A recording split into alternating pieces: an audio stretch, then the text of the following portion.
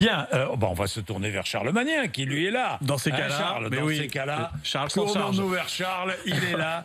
Tous les matins, 3 histoires, 3 images insolites, Charles. Oui, on va commencer avec une messe en drive-in. C'était hier à Châlons-en-Champagne, une première en France, sur le parking du Parc des Expositions. 200 voitures espacées d'1 mètre l'une de l'autre, face à l'évêque sur scène qui célèbre une messe diffusée dans les radios des véhicules. Et pour recevoir la communion, eh bien, il suffisait d'allumer ses warnings, de baisser sa vitre, et un prêtre vient distribuer l'hostie de la main à la main, des mains évidemment lavées avant et après. Image insolite qui prouve qu'on peut célébrer une messe tout en respectant les fameux gestes barrières.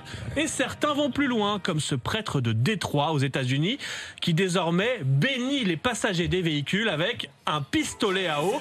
Là encore, une sorte de drive-in. Le croyant arrive à hauteur du prêtre, il baisse sa vitre et hop, le prêtre lui envoie une petite rasade d'eau bénite avec son pistolet. RMC Découverte, si vous êtes sur RMC Découverte, il n'a pas besoin de s'approcher des voitures. Voilà, il est avec son pistolet à eau. Exactement. Eau bénite dans le pistolet. Attention, soyons précis. Il est vert le pistolet à eau. Voilà. Le croyant baisse sa vitre et hop, petite rasade pour les plus fidèles. Ça allie les deux passions de certains Américains, les armes et la religion. Bien, aux Pays-Bas, les autorités conseillent aux célibataires de se trouver un partenaire sexuel exclusif pendant l'épidémie. Oui, écoute bien Quentin, aux Pays-Bas, le confinement n'est pas obligatoire, mais la population est invitée à suivre des consignes très claires. Ainsi, le très sérieux Institut national de la santé publique néerlandais a publié cette note qui précise qu'il est logique, Quentin, qu'en tant que célibataire, vous souhaitiez également avoir des contacts physiques. Il faut alors, je cite, fréquenter la même et unique personne, un copain câlin ou une copine câline, et réduire au maximum les contacts avec d'autres personnes.